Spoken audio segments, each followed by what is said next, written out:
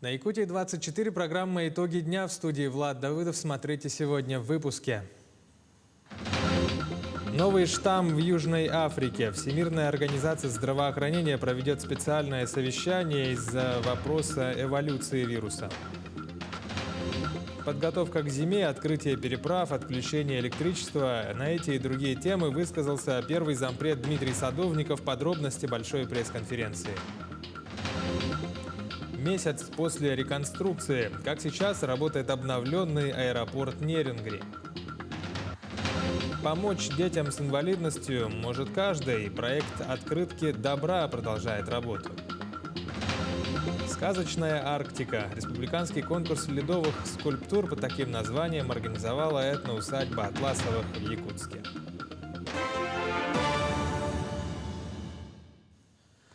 Всемирная организация здравоохранения проведет специальную встречу сегодня из-за обнаружения в Южной Африке нового штамма коронавируса. Группа по вопросам эволюции вируса обсудит, какую опасность представляет этот штамм вируса. Если полученные результаты вызовут беспокойство, ему дадут название буквы греческого алфавита. По данным Южноафриканского национального института инфекционных заболеваний, на 25 ноября в стране было зарегистрировано 22 случая заболевания новым штаммом. Айсен Николаев провел в режиме видеоконференц-связи заседание рабочей группы по укреплению общественного здоровья Совета при главе республики по благополучию и устойчивому развитию. В рамках этого совещания обсуждали вопросы медицинских исследований, практики высокотехнологичной медпомощи, диагностики редких и генетических заболеваний и финансирования медицины. Эксперты поделились опытом построения системы исследований и оказания помощи на базе своих медицинских учреждений. Медицина в Якутии обязательно должна стать человекоориентированной, она должна стать персонализированной на основе, безусловно, передовых достижений медицинской науки. И, безусловно, для этого должна быть отработана соответствующая база. Это и обеспечение высокотехнологичным оборудованием, и доступ, конечно же, наших медицинских работников, всех, кто задействован в сфере медицинской и здоровьесбережения, к повышению своих компетенций, освоению новых компетенций. К эпидобстановке. За минувшие сутки в республике выявили 260 новых случаев COVID-19, из них в Якутске 120, в Мирнинском районе 28, в Нерюнгринском 21, в Алданском 13, в Хангаласском 11, в Мегино-Хангаласском 10. Еще в 15 районах зафиксировано от 9 до 1 заразившихся за сутки, сообщает оперативный штаб. К другим новостям. Как Якутия готова к отопительному сезону, что делать с аварийными отключениями электроэнергии, когда откроют ледовые переправы, что делать, чтобы не допустить глобальных лесных пожаров, как минувшим летом.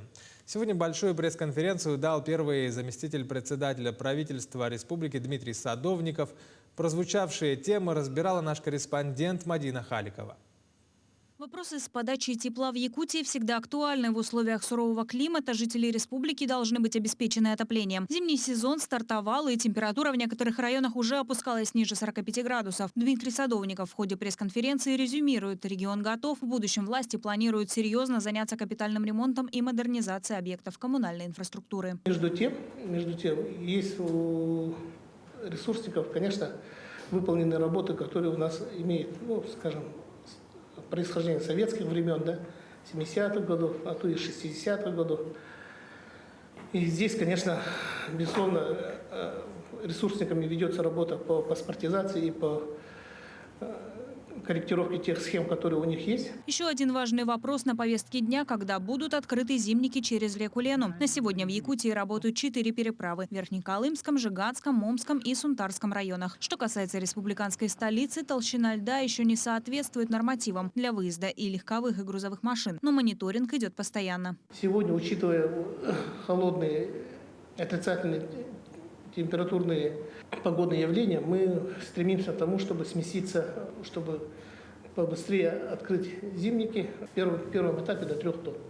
Сегодня замеры берутся, но в некоторых участках реки Лена лед еще тонкий, составляет 12 сантиметров, где-то 20. И мы для себя ставим срок ставили срок до 10 декабря, но мы хотим переместиться, ну, если это позволит, до 5. Поговорили и о планах на будущее. Модернизация и строительство ГРЭС взамен устаревшей идет своим чередом. Сейчас оценивают проект. Завершение объекта намечено на декабрь 2025 года. Возводить новую станцию будут в том же районе. Не обошли и подготовку к пожароопасному сезону. Во время визита в Якутию полпреда на Дальнем Востоке Юрия Трутнева глава республики Айсен Николаев отметил, что жаркий сезон регион встретит во всеоружии. Конечно, вот в свете трагедии Бескюля мы особое внимание будем уделять нашим населенным пунктам. Сегодня закупается техника. Техника, она уже прибывает. Часть техника уже отыграна, и мы будем получать ее в начале того года. И сегодня идет вопросы по базированию этой техники в тех или иных участках. Также Дмитрий Садовников рассказал, что сейчас идет работа по созданию мусороперегрузочной станции с элементами сортировки вблизи Якутска. Старый же полигон в планах рекультивировать. Минэкологии республики сотрудничает с Министерством природных ресурсов России, чтобы войти в профильный проект и получить на эти работы федеральные средства. Мадина Халикова, Георгий Григорьев, Якутск. Что касается погоды, то в столице региона в ближайшие сутки сохранится теплая погода. Это связано с циклонами, которые в эти дни будут поступать из близлежащих субъектов страны, Хабаровска и Красноярска. Так, завтра ожидается максимум тепла. Рассчитываемая температура воздуха в ряде центральных районов республики днем будет от -8 до -13, в Якутске -11-12. По словам синоптиков, 45-градусных морозов в ближайшие 2 недели ожидать не стоит. Первая неделя декабря будет относительно теплой. Вообще, по месячному прогнозу, по предварительному, на территории республики в большинстве районов температура воздуха будет около нормы. Средняя температура – это -33-38, средняя. Вот. А ночные температуры, да, там, где они должны быть, они будут. Вот даже не сомневайтесь. До конца ноября, вот эта неделя, и получается там уже на следующей неделе у нас 1 числа декабря, погода будет пока неустойчивая, то есть после вот этого повышения будет потом ветрено, воскресенье, понедельник, потом начнет расти давление, осадки прекратятся, и у нас появятся опять где-то 40-градусные морозы в Заречье, ну и в Якутске похолодает, но не до 45. Где-то в пределах, наверное, 32-37, может быть 33-38, вот так. Продолжаем выпуск. Вот уже месяц, как возобновил свою работу после реконструкции аэропорт Нерюнгри. Ежедневно, кроме воскресенья, из аэропорта идут рейсы в разные города России. Сюжет коллег из Южной Якутии. Из Нерюнгри и обратно, как и прежде, воздушные суда летают по направлениям Владивосток, Иркутск, Хабаровск, Новосибирск, Москва и Якутск. Перевозка пассажиров производится такими компаниями, как Якутия, Сибирь и Ир-Аэро. Напомним, на данный момент успешно завершен первый этап реконструкции, введена в эксплуатацию взлетно-посадочная полоса. О качестве проделанной работы на открытии положительно отозвался руководитель Росавиации. Достаточно сложно найти добросовестных подрядчиков для работы в условиях Крайнего Севера. Но что можно сказать об этом подрядчике? Это очень ответственный, добросовестный подрядчик, профессиональный подрядчик. Не жалел своих средств для того, чтобы приобрести новую современную технику для укладки бетона. Отличный коллектив и огромная ответственность. Реконструкция взлетно-посадочной полосы Нерюнгри – уникальный проект для авиационной отрасли с точки зрения его технологической сложности и коротких сроков реализации. В ноябре 2019 года компания «Стройдорсервис» города Алдана заключила контракт на реконструкцию аэропорта. Объем финансирования проекта составляет 7 миллиардов 385 миллионов рублей.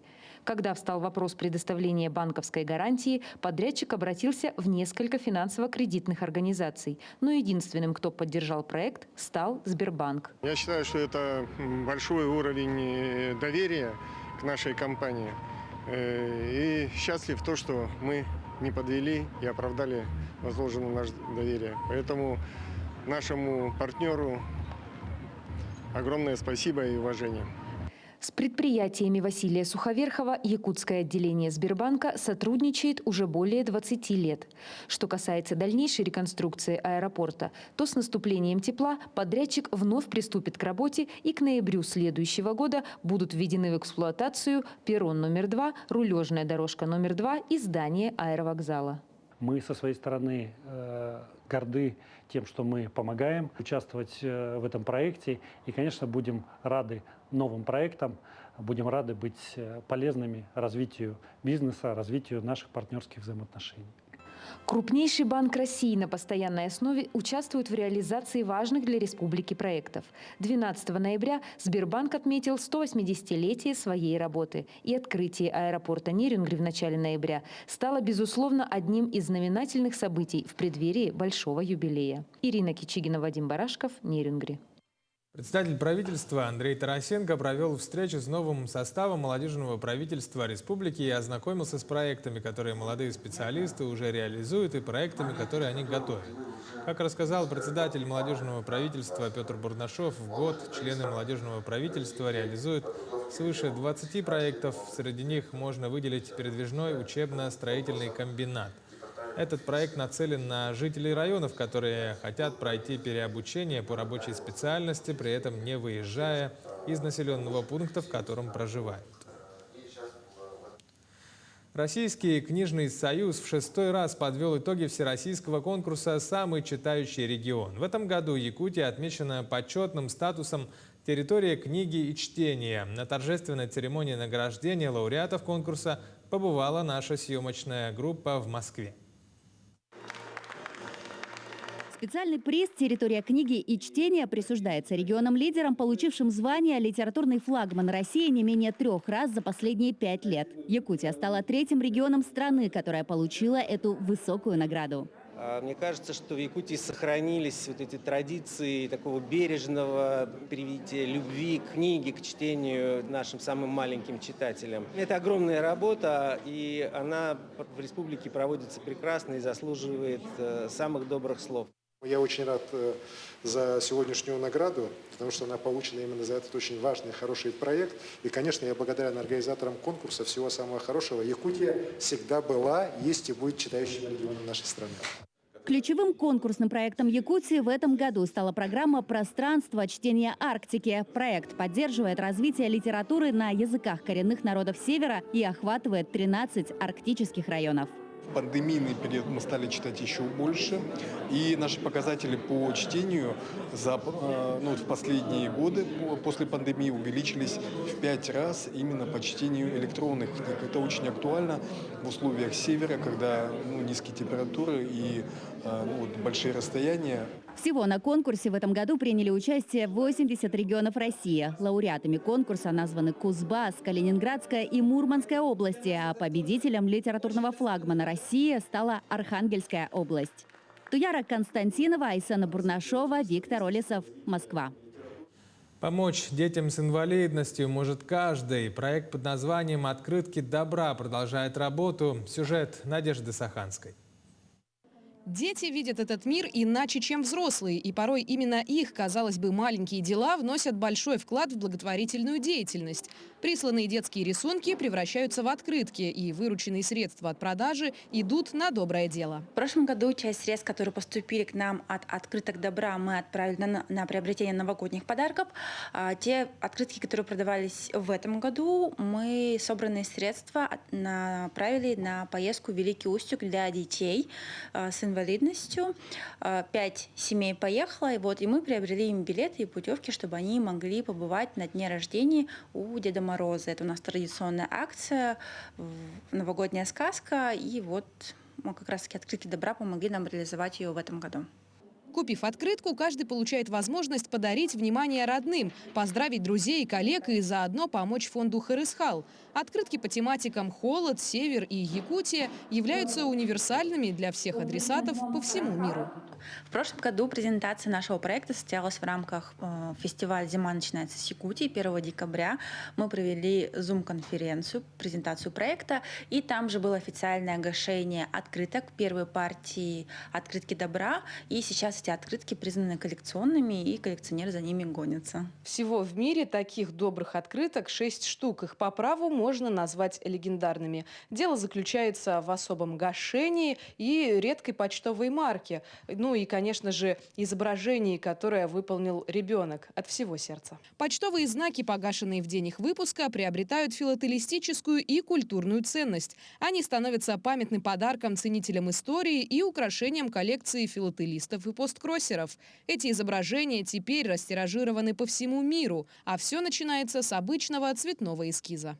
Детские работы всегда отличаются своей непосредственностью, только потому, что они выполнены с особой живостью. Вот такой рисунок, изображенный на альбомном листе, затем превращается в подобные открытки. Это же целое великолепие, и любой неравнодушный гражданин может приобрести их и сделать доброе дело. Надежда Саханская, Владимир Павлов, Якутск. Центр допобразования Сергея в Ленске на безвозмездной основе предоставляет различные услуги старшему населению. Там изучают английский, шьют, создают украшения, играют на гитаре, танцуют, занимаются спортом и многое другое. Сюжет Анны Кожевниковой из Ленска. Вся эта красота с колоритными якутскими орнаментами и украшениями не фабричного производства, сделана своими руками мастерицами Центра дополнительного образования СРГ. Это одно из направлений для взрослых. Здесь можно научиться шитью от самых азов и до такой вот виртуозной работы. В прошлом году женщины шили себе зимнее пальто в якутском стиле. Сейчас подобные работы готовят мастерицы в Бичинче. Эти дни онлайн работаем, в субботу встречаемся очно. У них там первый год обучения получается, тоже вот шьют пальто якутское. И это мы покажем в марте. Не только шитьем, еще в Центре допобразования СРГ занимаются рукодельницы в хендмейд-студии «Арт-декор». Тут женщины создают различные предметы интерьера и украшения. Ходить сюда очень нравится. Мы тут занимались, делали светильники, которыми дома пользуемся. Делали эти заколки для девочек, розочки, ободки делали. А сейчас готовят новогодние украшения. Руководит студией Айталина Бродникова. Помимо прикладного искусства, среди взрослых обучающихся популярны и такие творческие направления, как игра на гитаре и даже восточные танцы. Одно из самых актуальных сегодня стало направление туристический английский. Его преподает опытный педагог Екатерина Гуринова. Мне интересно, я достаточно долго занималась английским языком, немножко подзабыла. А язык – это дело такое, его нужно постоянно практиковать, разговаривать. Мы вместе с мужем ходим, поэтому нам интересно. И детей также тоже приобщаем. Обучают в СРГ и компьютерной грамотности с самого нуля. Эта группа создана для людей в возрасте 55+. Но и это еще не все. Какой досуг сегодня может быть без спорта? В Центре допобразования создана фитнес-студия «Леди Фит». Ее состав 50 человек, занимаются уже второй год. А возраст у нас совершенно разный. То есть у нас есть и детская группа. Сейчас у нас открылась группа «Мама-ребенок». Мы будем давать объявление о наборе. То, что это была наша разработка, новинка. Спасибо, что нас поддерживает наше руководство и дает такую возможность открыть такие новые направления.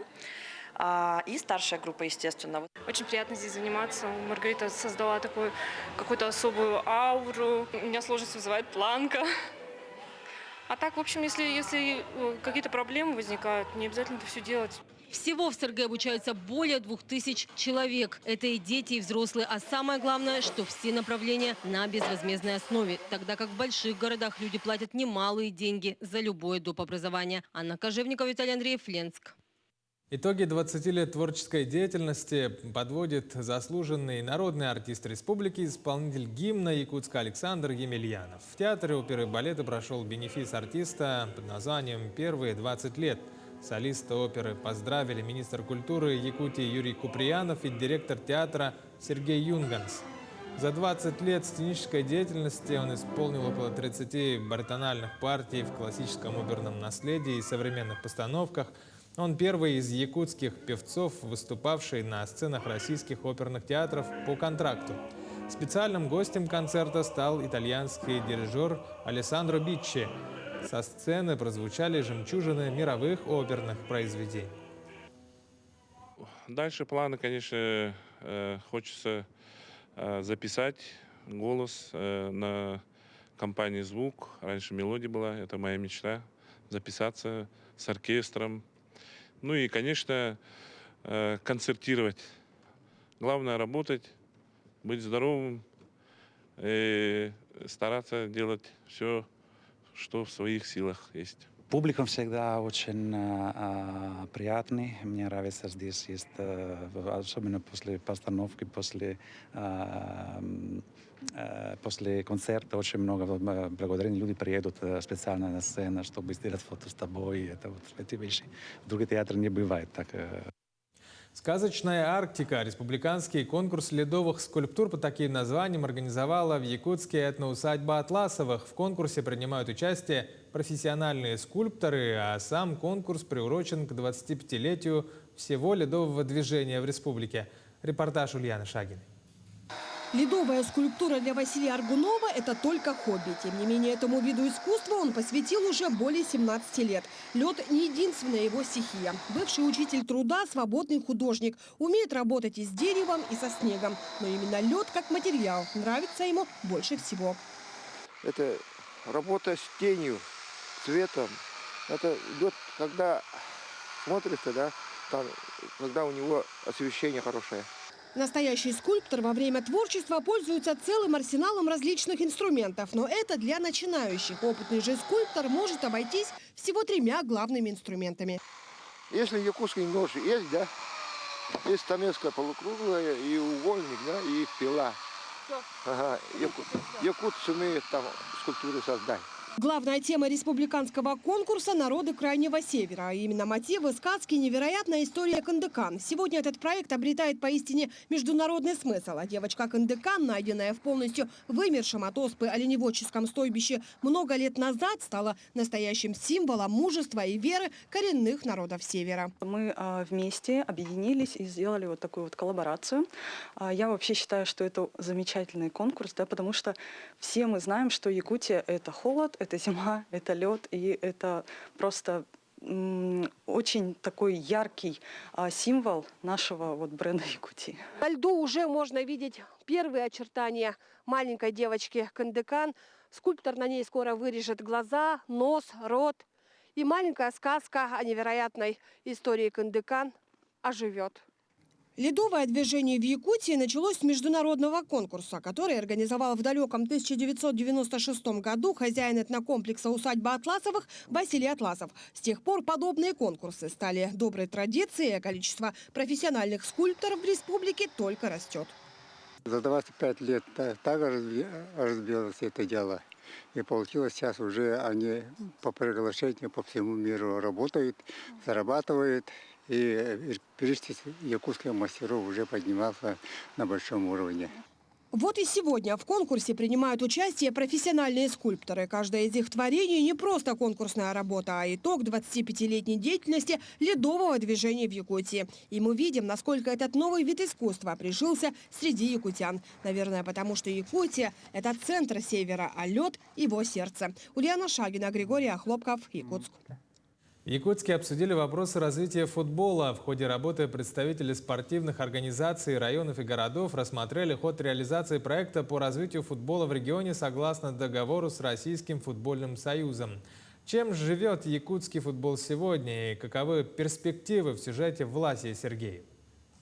В декабре прошлого года республика подписала соглашение с РФС о сотрудничестве в развитии футбола. С тех пор идет бесперебойная работа по улучшению имеющейся структуры. Так, в 2020 году специализированной школе был присвоен статус детского футбольного центра, благодаря чему организация получила новый инвентарь и поддержку в повышении категории тренеров. По всей республике есть 2 тренера, которые имеют статус Б. То есть они могут работать по всей территории страны, по юношеским командам. А если имеет статус С-тренер, он имеет возможность работать в спортивной школе с тренерами, с детьми. Вот этот статус нам дает, футбольного центра дает еще возможность повысить это качество. Также благодаря этому статусу школа смогла заявить команду во всероссийский турнир «Дальневосточную юношескую лигу». На протяжении нескольких месяцев воспитанники школы, ровно как и профессиональные футболисты, состязались в формате лиги, вылетая в разные города. Включение школы в новый турнир может стать трамплином для футболистов и подспорьем для создания профессиональной команды. Есть ряд структурных предложений, которые мы хотим реализовать сейчас, сделать некую лестницу развития, ну, скажем так, отдельно взятого футболиста, начиная со школы, студенчества, ну и дальше в идеале это команда мастеров. Сейчас уже вот команда футбольной школы республиканской, которая участвует у нас на дальневосточных турнирах, может быть, она станет некой такой базой для вот этой вот команды. Ну, мы ориентировочно поставили 24-й год для этой команды, но там уже, наверное, будем смотреть, как у нас реализуется, может сроки корректироваться. Большое внимание уделяется и мини-футболу. Так был разработан проект нового турнира среди школ. Участники будут оспаривать медали по круговой схеме с домашними и выездными матчами. Новый формат сначала будет применен в Якутске и в случае успеха будет внедряться по всей республике. Следующей ступенью в этой дисциплине являются университетские соревнования, которые в скором времени также будут проводиться в формате лиги. Лучшие игроки попадут в сборную СВФУ, которая ежегодно занимает призовые места в золотой лиге, сильнейшего турнира страны среди студенческих команд. В этом году обязательно мы будем участвовать и надеемся на хороший результат тоже. Ну, очень хочется выиграть вот эту золотую лигу. Очень много студентов к нам поступает, и у меня, например, выбор большой, конечно. Плюс в этом лежит. И, конечно, тренировочный процесс у нас очень сильно идет. Лучшие игроки СВФУ регулярно пополняют состав мини-футбольного клуба «Заря», который благодаря соглашению с РФС после годичного перерыва вернулся в высшую лигу России. Несмотря на подписание ряда опытных игроков из других регионов, в клубе акцент делается на местных игроков. У нас очень много наших ребят играет и молодых. Они все студенты нашего университета. Все стараемся, чтобы наших больше играло и как можно больше участвовали они вот в чемпионате. Футбол во все времена являлся одним из лидирующих видов спорта в республике по количеству вовлеченных людей. Поэтому улучшение имеющейся структуры и введение новых регулярных соревнований обязательно найдут отклик у якутян и дадут результаты. Власий Сергеев, Григорий Охлопков, Павел Пахомов, Якутск. Это были итоги дня сегодня. Смотрите Якутию 24. Будьте всегда в курсе.